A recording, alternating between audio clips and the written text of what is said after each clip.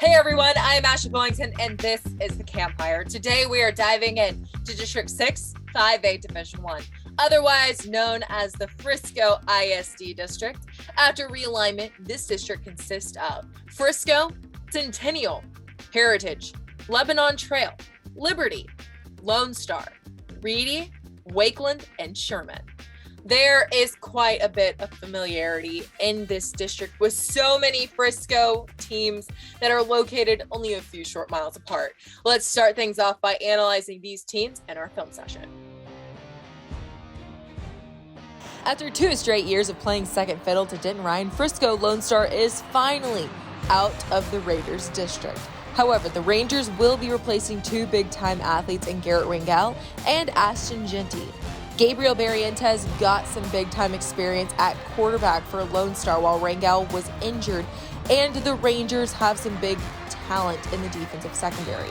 Frisco Wakeland is coming off possibly the biggest win in school history with their upset of Highland Park in the playoffs last year.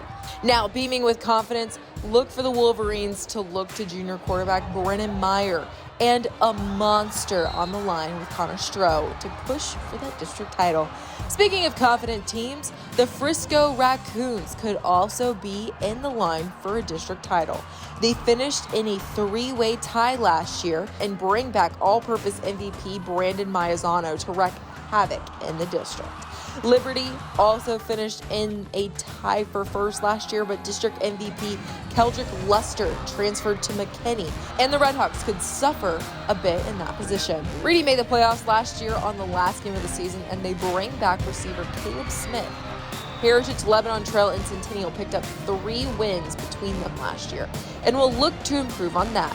Sherman is probably a little surprised to be in this district instead of McKinney North, but the Bearcats should compete for a playoff spot behind wide receiver Vontrell Sanders.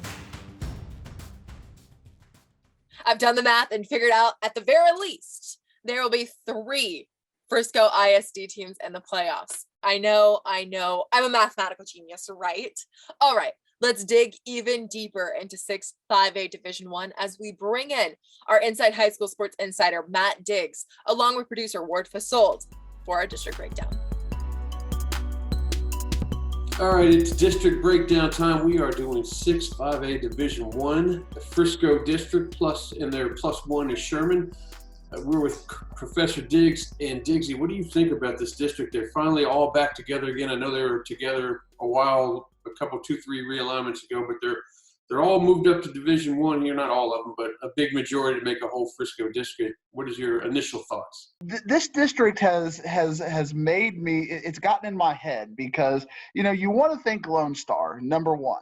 And, but Lone Star, they have to replace so much year after year because they have such great talent like Ashton Genty and Garrett Ringel. But then they also have to replace the coaches as well because they are like one of the most picked over coaching staff in the state of Texas.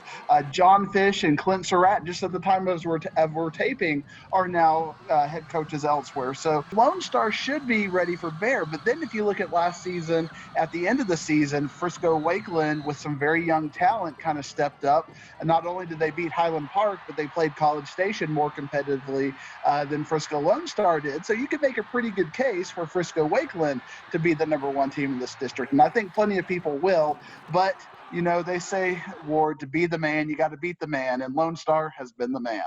Let's talk about the top 4 and how you feel they will do. Well, I got number 1, I got Frisco Lone Star. I've got number 2, Wakeland, but I think within a touchdown or 2, or I think these are very close. I've got Frisco 3, I've got Frisco Reedy number 4, and I'm going to keep going on. I got Sherman 5, Frisco Liberty 6, Frisco Heritage 7, Frisco Lebanon Trail 8, and Frisco Centennial 9th spot. I look forward to talking to you next week. See you next week.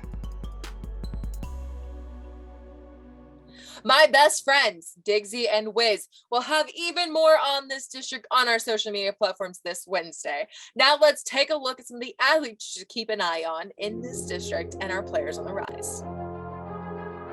At 6'7", 345 pounds, they don't get much bigger than Frisco Wakeland offensive tackle Connor Stroh. He was first team all-district selection as a junior, as he just manhandles his opponents with pure strength. Stroh is an offensive lineman to keep away from the breakfast table because he stacks up the pancakes.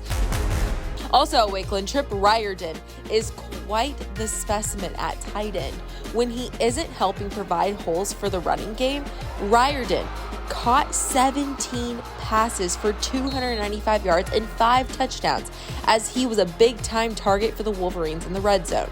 Tripp's ability as a receiver and a blocker has gotten him numerous scholarship offers, including Colorado, Kansas, and Vanderbilt.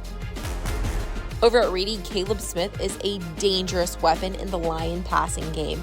He made second-team All-District last year as a junior, as he caught 35 passes for 475 yards and 6 scores. Caleb uses his speed and route-running ability to get free of his defender for the big game. Smith verbally committed to Texas Tech to play college ball. Jalen Braxton, a Frisco Lone Star, is what they call a plug-and-play type athlete. Plug him in at either side of the ball, and he's going to have all eyes on him. Last year, Braxton was named the District Two-Way Player of the Year. Jalen is a track star as well, as he uses his speed as a wide receiver and a cornerback for the Rangers. He will most likely be on the defensive side of the ball in college, as Braxton can really lock him down as a corner. He has offers from Oklahoma State, Oregon State, and Nebraska, amongst others. There is some serious athletic talent in this district, but to get the most out of that talent, you need great coaches. Our Ward Fasold caught up with Frisco coach Jeff Harbert to talk about his Raccoons and the rest of the district in our Media Day segment. All right, it's Media Day, 6-5A Division I. We're talking with Frisco head coach Jeff Harbert. Coach, it's kind of been the dream of Frisco ISD to get all the teams together, and with you and a couple other teams moving up from Division II, Division I, with the outlier being Sherman. It's an all-Frisco district. Talk to me about what you think about finally being in a deal where you only have 3 stadiums really to worry about going to, and these teams that you might be familiar with. Yeah, we were, I guess, the last time before they split divisions, we were all together for a couple years, and it was a deal where you see each other all the time and you almost get sick of playing each other because that's who you're seeing all the time. So it was nice to kind of get a break and branch out and let our kids travel to the different stadiums that they weren't used to. It's nice to kind of be back, and you got I think we've got 2 games out of town, so the rest of them are in Frisco, so that's nice and convenient, and everybody can kind of settle in, and all the family can get there to watch. So that's definitely a benefit to it. It seems like every successful team has an athlete that coach kind of dreams of different ways to use them, and Brandon kind of seems like that guy for you. I know he's going to be in the backfield for you, but do you see him being used in different ways in the backfield as far as how he gets the ball? Yeah, and I mean, really, Brandon's going to have to be our primary quarterback this year. Last year we had Wyatt Carson, and Wyatt did a great job, and he had some experience, so it allowed us to move Brandon around a little bit more than probably what we're going to be able to do this year. But we got some young guys, some young quarterbacks, and maybe it'll present opportunities where we can do that, move him around. But he'll definitely be kind of the bell cow quarterback for us this year. I appreciate you joining us, and good luck through the season. Yes, sir. Thank you, Ward. We will post the entire interview on all of our social media this Friday. That's going to do it for this week's show. Next week, we head into District 7, 5A Division I. There are some true state contenders in that district for sure. You can keep an eye on everything on the high school football scene on our Facebook, Instagram, Twitter, and YouTube accounts. Until next time, I am Ashley Bullington, and thank you so much for watching the Campfire.